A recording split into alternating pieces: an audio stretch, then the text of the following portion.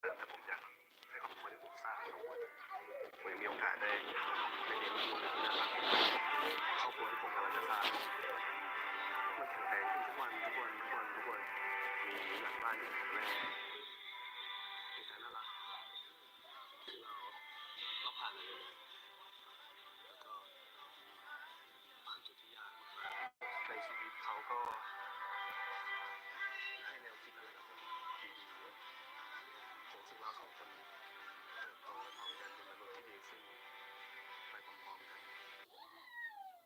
พอค่าเหลือกำไรอย่างละ2,000 กีบได้ขายมือละ100 อย่าง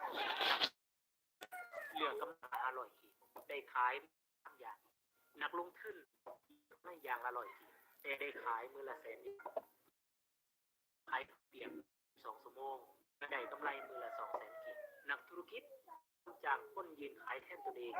ถึงจะได้กำไรเพียงมือละ50,000 กีบแต่เขามีเวลาไปเปิดสาขา2 3 4 5นักลงทุนยอมเสียเงินมหาศาลในราคาระบบและบุคลากรมืออาชีพสร้างแบรนด์ขายเป็นระบบขยายสาขาไปทั่วโลกพอค่าจะไปท่องเที่ยวแต่เขาก็บ่ยอมเลิกลาจะเห็น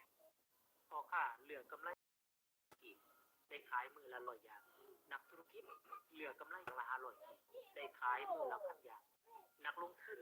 เหลือกำไรอย่างละ100 กีบแต่ได้ขาย100,000 อย่างพอค่ายอมยื่นขายข้าวเปียกละ12เพื่อได้กำไรมือละ200,000 กีบนักธุรกิจย่อมจากคนยืนขายตัวเองถึงจะได้กำไรเพียงมือละ50,000 กีบแต่เขามีเวลาไปเปิดสาขา2 3 4 5ขึ้นย่อมเสียเงินมหาศาลในกับค่าระบบและบุคลากรมืออาชีพสร้างแบรนด์ขายเป็นระบบขยายสาขาไปทั่วโลกพอค่าจะไปท่องเที่ยวต้องปิดขาดรายได้จะไปท่องก็สั่งเวียกผ่านผู้จัดการนักลงทุนถึงจะไปท่องเที่ยวนอนตากอากาศถึงเงินส่วนตัวอยู่กลางทะเลแต่เงินเข้าบัญชีทุกวินาทีพวกเขาหลายคนยังบ่เป็นพ่อค้าบ่เป็นนักธุรกิจและยังห่างไกลกันมีคนอื่นได้ตลอดแต่เขาก็บ่ยอมเลิกลาจะเฮ็ดจังไดสิ่งที่เฮ็ดได้ก็คือทำใจยอมรับความเป็นจริงเมื่อใดที่เฮายอมรับความเป็นจริงได้เมื่อนั้นเขาจะมีความสุขหลายและหันกลับมาพัฒนาตัวเองเจ็บจากความรู้สึกนี้